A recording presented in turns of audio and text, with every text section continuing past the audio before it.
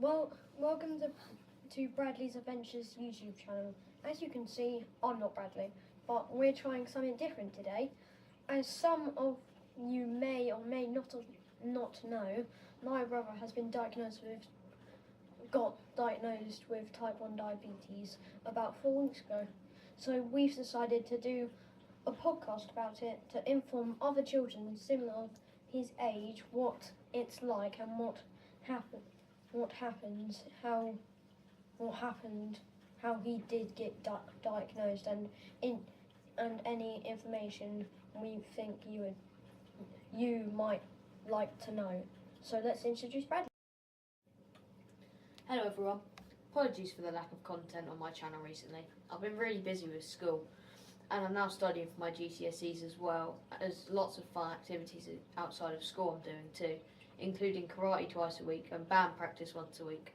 Hopefully this podcast will help others in the same situation as me and also put to bed any misinformation about people automatically assume has happened to get a diabetes diagnosis.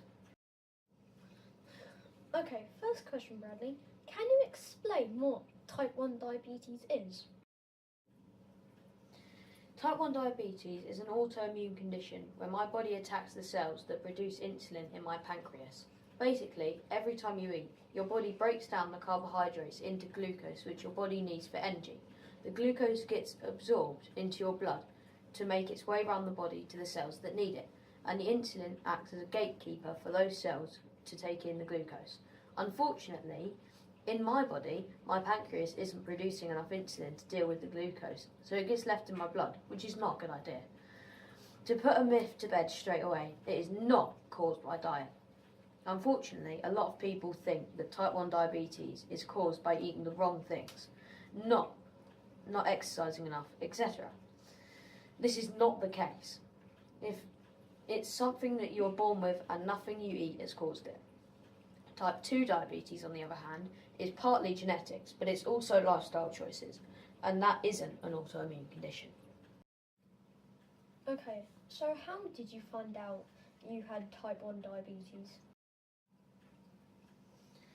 The ELSA study team came into my school when I was in year 8, did a small finger prick of blood, which then got sent off into a lab. Initial results were a positive test for antibodies associated with type 1 diabetes. Further blood tests were then required, which meant a trip up to London. And these came back showing very high positive tests for not one, but all 4 of the antibodies that affect the pancreas and insulin production. If you test positive for 2 or more, you are deemed to be at risk of type 1. I tested positive for all 4. A month or so later, another trip to London for a glucose tolerance test, which involves drinking a really sugary drink and then having blood taken every 30 minutes for 2 hours to see how quickly my body deals with the high sugar content. And what was the result of that? My body didn't deal with the sugar effectively, and the glucose count was above 13 after 2 hours.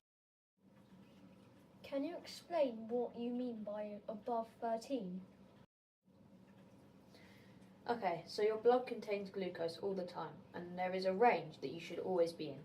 This ranges from 4 to 7 millimoles per litre before a meal, and then 5 to 9 millimoles 2 hours after eating. So as you can see, my results were significantly higher than the norm. Wow, okay. Did you feel any different or have any idea that your levels were that high? Does it feel funny or anything like that? For me, absolutely nothing.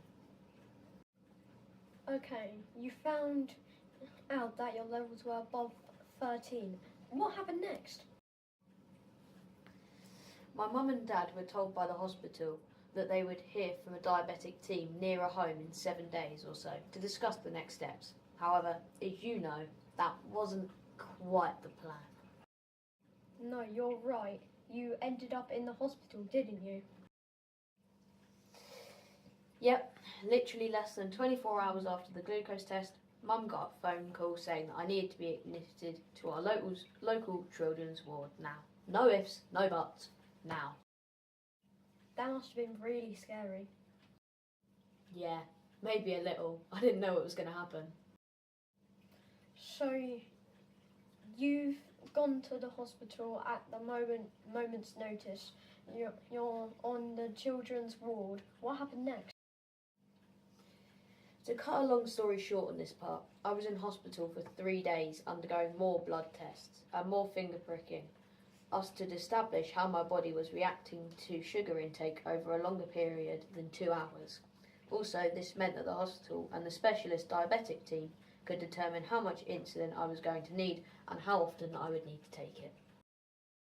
So how much insulin are you taking and how often?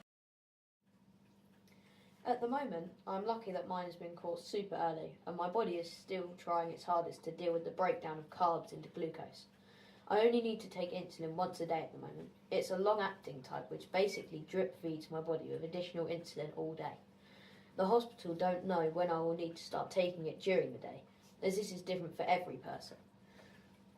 It could be a matter of weeks, months or even years, but most likely weeks due to the aggressive nature of my antibody test. How did you take the insulin? Is it a drink, tablet, injection? It is an injection in my tummy every evening with a pen-like device with a really, really fine needle. The first time I had it injected was scary, as you won't know what it feels like. You feel it as it goes in, but after that it doesn't really hurt. I managed to cope as long as I get a countdown from 3 to 1. Here, let me show you what the pen looks like, but obviously I'm not going to stab myself. So this is the case that the pen comes in. And the pen looks like this. To assemble it, you just have to take this off. And you've got to grab one of these and you screw it in. I'm not going to do that now because it's not when I'm due to have my insulin. But that's how it works. Okay, so does taking insulin mean you can eat whatever you want? Yes, within reason. Obviously, we still need to try and eat healthily and lead a good active lifestyle. But yes, if I see a bit of cake or a donut, I can munch away. All I need to do is keep an eye on my glucose levels. So how do you do that?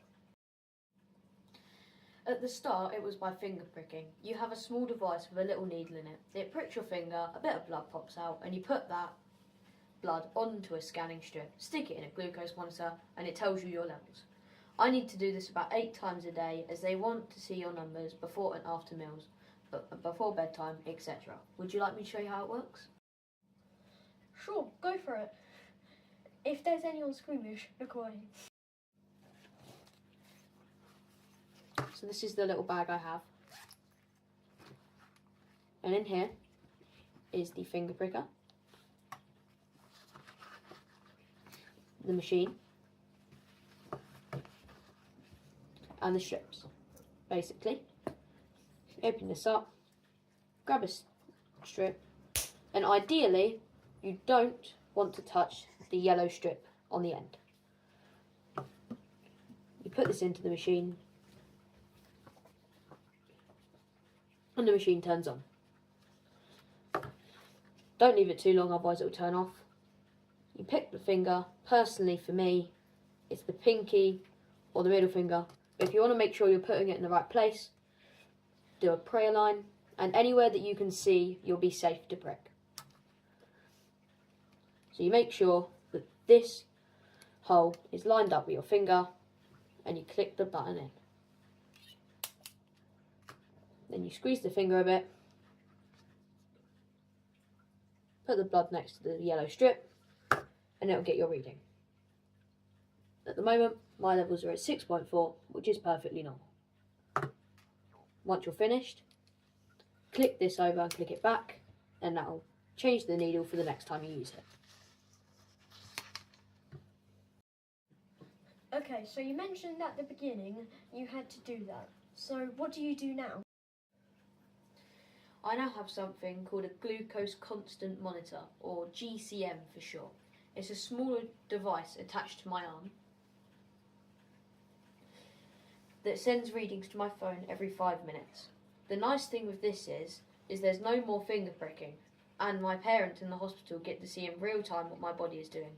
Also, it doesn't hurt at all when putting it on. So if I understand this correctly then, you have type 1 diabetes, your body doesn't process enough insulin and nothing hurts, and you can eat and do whatever you like, whenever you like, and lead a normal day-to-day life. Yep, absolutely.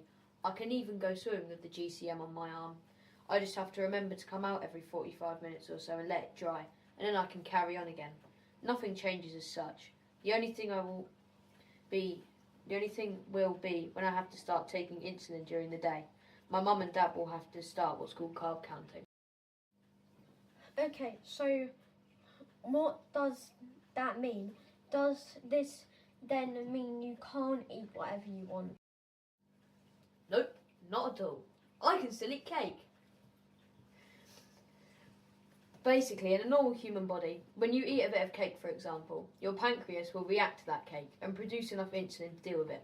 Mine won't produce the insulin, so I will need to work out how many carbs there are in that bit of cake, and then give myself an insulin boost before I eat it, so my body is then ready to react at the same time as a normal body. Remember, type 1 diabetes is not about what you eat or lifestyle choice. All I'm doing is putting artificially into my body what yours quite happily produces on its own. So what happens if your glucose levels become too high or too low? What do you do then? Okay, so too low, below 4, is called hypoglycemia, and too high, above 10, is called hyperglycemia. If it goes too high, that's when I would require an additional insulin jab to get the levels back down. If it goes too low, I carry around with me a small bag with what we call a hypo kit in it. This is a can full of full sugar Coke, some sweets, and also a biscuit in case the levels spike too quickly. The biscuit acts as an absorber to slow the sugar process down.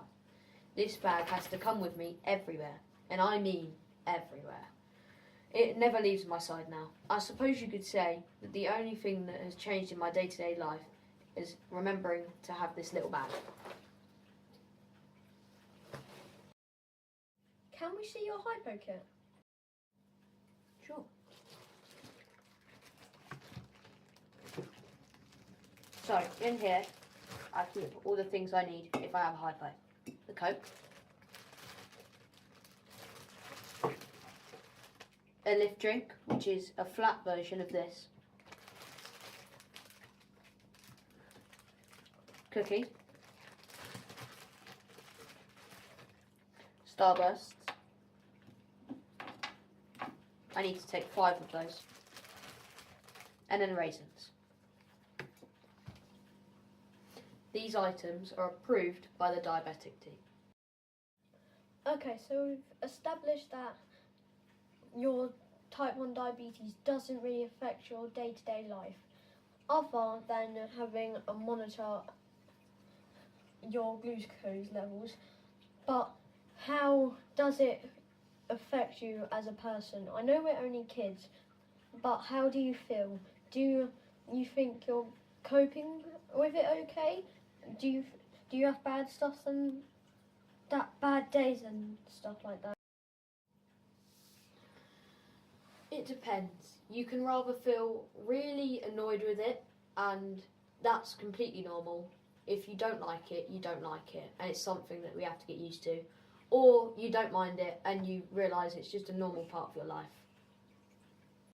To finish off our little podcast info session, is there anything else you feel you want to add just to put other kids' minds at rest that are possibly worried about their new type 1 diagnosis? I don't let it control me, and as long as you take care of it, you can live as long as anyone else as possible. It's completely normal. It just happens, and you'll get used to it, and as long as you stay on top of it, it will never cause you any harm. Thank you, Bradley, for answering my questions. Hopefully anyone watching this will now feel less worried about it all.